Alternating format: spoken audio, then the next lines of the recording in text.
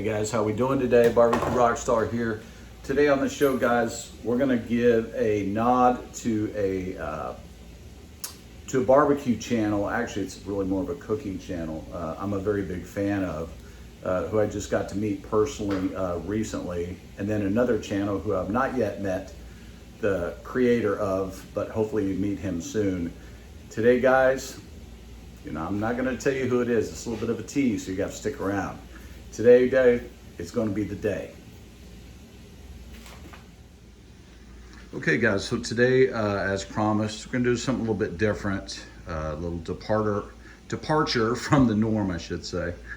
Today, guys, we're gonna do a shrimp boil. And today, to support that, we've got some beautiful, although they're frozen, these are really good quality, 16-20 count, white Gulf shrimp. Now these are headless, they do have the vein in them, but since they're white shrimp, the vein's a lot smaller. 2-pound bag. They are frozen at this moment, which is what you want, really. If you can't have fresh, you might as well put them in the boil while they're frozen.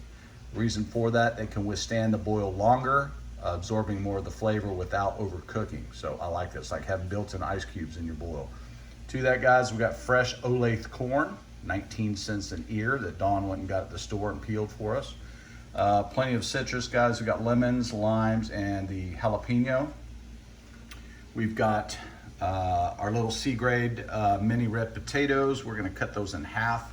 A lot of guys in their boils, they put them in whole. I like to cut them in half. I think it absorbs the seasoning a little bit better, having that open or porous side of the potato. And guys, here is your huckleberry, okay? This is called Ball's Cajun Seasoning, okay? They are out of Lake Charles, Louisiana. I have not yet seen anybody on any channels using their product. I like this product because it is very salt neutral. It's more seasoning, more spicy, but very little salt, which is what I like. I can control the amount of salt I want. Now what we're gonna do, guys, a little bit different from most people too, is we are going to, before we put our boiling water in here, we're going to do a quick saute on our, this is 1 Spanish white onion. That is 2 Hatch chili peppers. It is Hatch chili season, so we're gonna utilize that. And then that are 2 zucchini that I've just sliced up, and we're gonna do a light browning of that as well.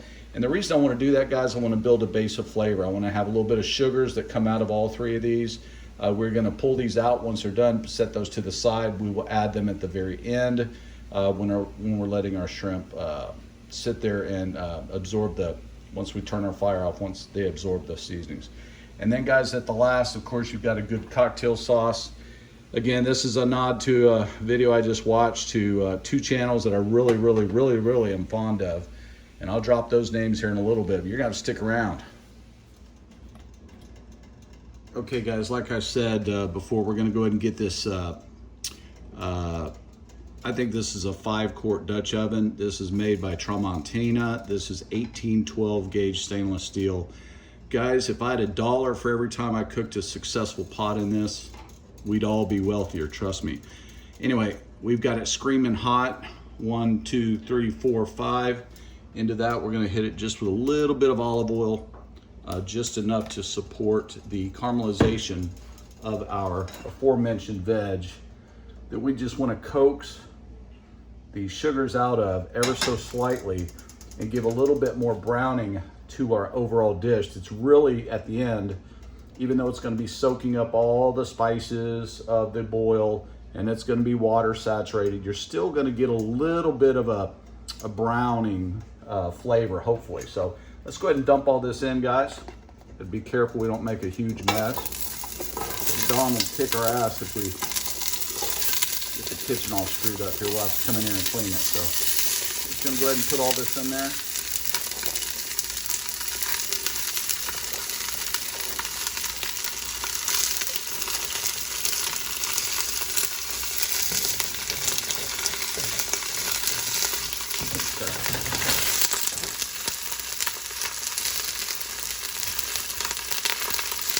Stir this around, guys.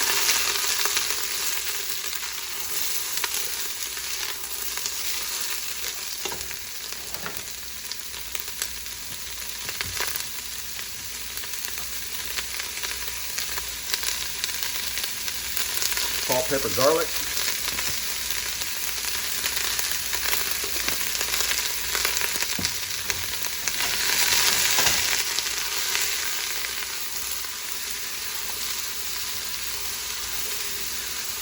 We're just going to sweat these down ever so slightly, guys. We're not looking to soften them necessarily. Actually, quite the opposite. What we're looking here, guys, is a quick sear to hopefully get a browning, a Maillard effect on the actual veg. We don't want them to wilt down, and you'll see why at the end of the video.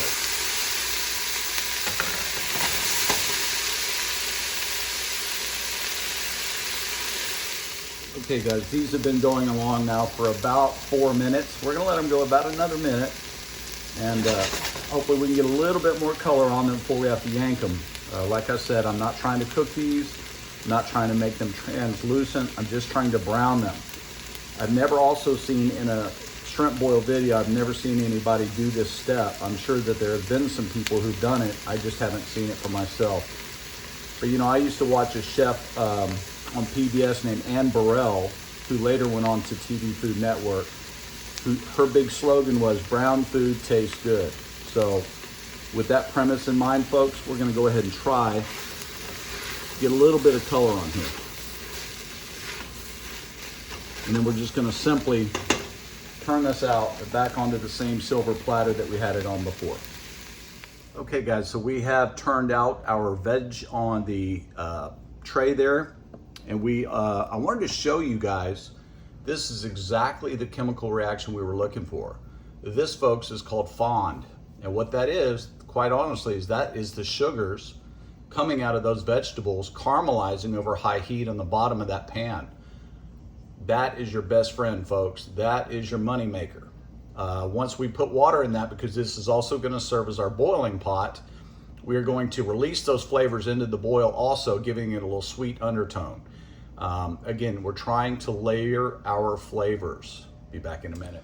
Okay, so here we have the water in our stock pot that we are going to use as our boil. And folks, as you can see there, the color of the water is because of the fond, or the sugars, caramelized sugars from the bottom. Now, I know I'm making kind of a big deal about this, guys, but this is a little extra step that you guys can use to put a little bit more flavor into whatever dish you're cooking. It doesn't have to be a shrimp boil, it could be anything. Always, always, I don't care if you're making spaghetti sauce or whatever you're doing, but if you will brown your vegetables first, guys, you will get so much more flavor out of whatever dish you that you're creating. Now what I'm doing here is I'm deglazing in a sense, but not in the traditional sense. So I am getting all those little gramines off the bottom. They will all release once this water comes to a boil, as you'll see. But we're gonna go ahead and we're gonna drop our boil in there, our seasoning mix, I should say.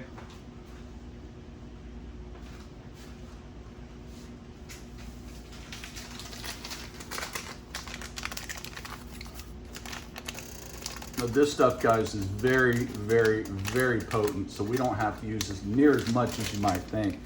I've got about 3 gallons of water in there, which is not very much, but we're only doing 2 pounds of shrimp.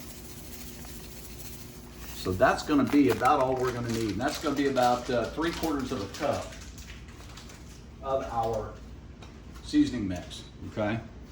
Which doesn't seem like very much.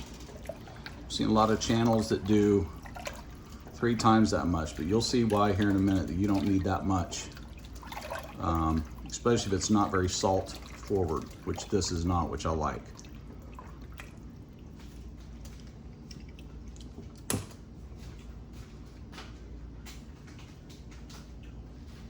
And I can tell you already, guys, I just tasted that. That is plenty seasoned. It's not muddy looking like a lot, but I'm telling you, the quality of seasoning that you use matters. Quality always matters, guys, no matter what you're doing. That's why I chose this particular brand of seafood boil. I've had it before at a friend of mine's house who did a huge outdoor pot boil. I was very impressed with that brand. That's why I asked him for a bag of that, and he was nice enough to hook me up with a bag. So if you guys can get that brand again, which is the Ball's Cajun Seasonings, okay? I believe he actually got this in a Kroger store, if I'm not mistaken. Okay, but I'm telling you guys, look for the big oak tree on the top. Really good stuff. So now what we're gonna do, guys, we're gonna put in, well, let's cut it up first. We've got corn and potatoes. So we're gonna cut all this up, guys. We'll be right back. Okay, guys, so we got everything up to a boil. We're gonna give this another stir here. Okay. We're going to now add the items that take the longest to cook, which in this case will be our corn and our potatoes. And what I have here, guys, is I've got 2 ears of fresh, I believe this is Colorado Olathe corn, if I'm not mistaken. I believe it's from Colorado. But don't cite me as a Snopes source on that, because I'm not really sure. And guys, really be careful if you're doing this inside. Be very careful. You know, this hot water is no joke. It can really hurt somebody. I'm wearing open-toed shoes at the moment. I do not recommend doing that, but I am being very careful. And if you'll notice, I'm doing this away from me, right? So if the water splashes, it's going to go over here and not toward me. Okay, so there we go. We've got our corn and our potatoes in. Guys, we're gonna let this come back to a boil. We're gonna let that go until fork tender, and I'm gonna guess here, guys. I'm gonna go probably about 15 minutes on that. But before I do, you know what I'm gonna do?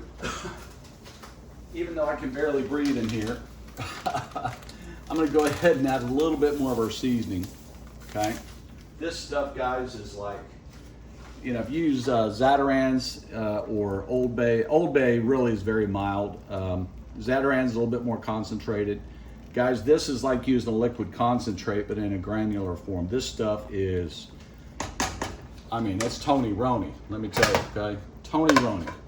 Bring that up to a boil. We'll be back in a minute. Okay, guys, so during the boil process, when you see your corn float to the top like that, they're ready. We're gonna go ahead and remove those guys. I've got a colander over there with yet another 5-quart Dutch oven over there.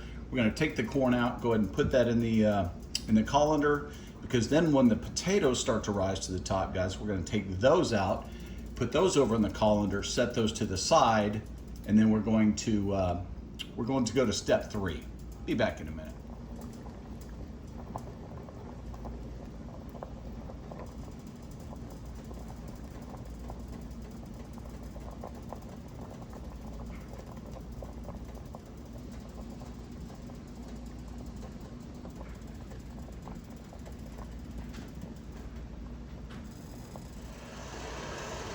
Okay guys, so what I've done is I've taken our potatoes and our corn out of our boil. I returned the boil to our pot. And now there's nothing in that pot except what's gonna be our shrimp. Okay, what I like to do is because I do have a small pot and quite honestly I don't have enough room to add it all at once, I like to segregate my shrimp from everything else while I'm cooking it. Because the citrus I'm putting in here, guys, I don't really need that citrus enhancement to our vegetables, corn, potatoes, onions, and all that. I really just want it for our shrimp. Okay, so this is a little trick I learned down in Key West. One time I was down there, I was on a 50-foot Bertram boat with the founder of Adidas. Actually, he wasn't on the boat; it was his boat, and one of my cousins used to be friends with him, and he instructed our captain to take us basically from St. Augustine, Florida, down the eastern seaboard to Key West. And it took us 27 days on a 50-foot Bertram fishing every single day. You want to talk about fun, guys. We stopped at every little town that would have us, Daytona Beach being one of those, my hometown. It was just an amazing journey. But the chef taught us so many little tricks about cooking seafood on the boat mainly. Sometimes we'd go into a restaurant, the chef would talk to the owner, the chef of that restaurant would go back in the line in the kitchen, and we'd see how they prepare their local regional seafood. So we learned a lot. This is one of the things I learned. When you're doing a boil, there's no need to add citrus to your potatoes and your corn unless you just want it. I want all that influence of citrus on my shrimp that I can get. So I segregate it. Now, if I had a giant, 10 quart or 25 quart stock pot, of course, I would do it all at once. This is an extra step. It takes longer, but the flavor, guys, is worth it. Now to that, we're going to add let's back that out a little bit here. We're going to add our 2 pounds of 16-20 count USA shrimp, guys. I don't have access to fresh Gulf, but this is the Gulf of Mexico shrimp down in Galveston. Let's see if we can get that here. Just always, always, always, guys, use USA shrimp. Do not support that farm-raised crap from Asia. That stuff's bad for you. It'll kill you if you eat enough of it. Guys, use Gulf of Mexico American shrimp, West Coast shrimp, East Coast shrimp, Key West pinks if you can get them. Even Argentinian shrimp that are wild caught. Whatever you get, guys, use wild caught. Don't ever use farm-raised shrimp. In English, never use farm-raised shrimp. Okay, here we go. Enough of my sandboxing here. These are beautiful, beautiful, giant 16-20 count shrimp, guys, okay? They're frozen, but that's okay. That's all we can get, and it brings our boil temp down just a bit. Okay, we're going to stir that in thusly, okay? Now remember, that's just our boil and our citrus and our shrimp. Okay, this should come to a boil pretty quickly, and we're gonna kill that heat, okay? Shrimp are done when they turn pink. These are not gonna take long, even though they're frozen, they're not gonna take long.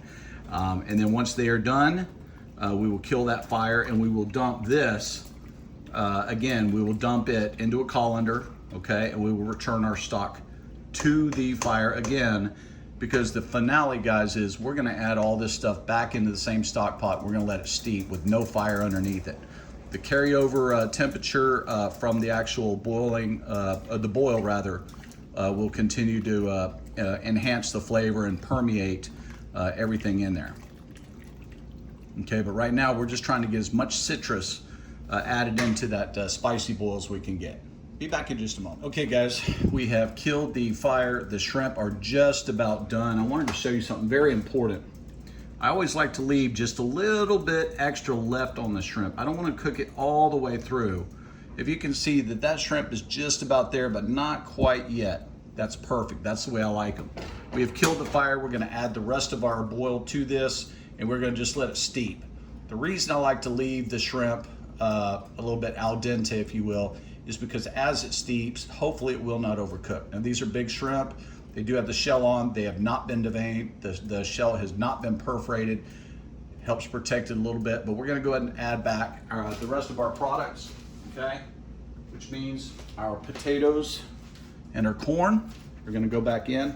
And again, you wanna be very, very careful not to scald somebody. That will hurt, okay? And if you remembered in the beginning of the video, guys, we did our zucchini and onion, garlic. I'm gonna add that. And of course, jalapenos and hatch chilies. Forgot to mention that. Oh man, that caramelized onion smells so good, guys. Little earthiness, little brown flavor, caramelization flavor. Oh man, it smells good. That's as good as Tony Roney said right there, y'all. Okay, and then what we're gonna do, stir that around a little bit, okay? Everything else is cooked through. The shrimp are almost there. We're going to cover this, guys. It is off the fire, and we're gonna let that sit for about 20 minutes, and we'll be back. Okay, guys, this has been steeping about half of the 20 minutes that we said that we we're gonna let them steep. To that mixture, guys, we are going to add the zest from the lemons and the limes that we used in there. Now, I didn't necessarily share with you guys that I zested the lemons and limes, but I did, because we want to, at this point, add the zest thusly. And the reason for this, guys, is because we don't want the rolling boil and the violent agitation, I guess you could say, and the evaporation of the boil to minimize the effects of the oils and the acids, quite honestly, that are in those zests. We want those to, oh man, you can smell it, guys. It's like perfume times 10. It's like the Dillard's counter on a Saturday morning, y'all. I'm telling you right now, that pretty lady squirting that stuff on your wrist. Well, this here's a Cajun guy right here putting stuff on your wrist right there, folks. That's like Tony Roney. Okay, before it cools down too much more, let's go ahead and cover that up. And we'll be back here in a minute for the big reveal, guys.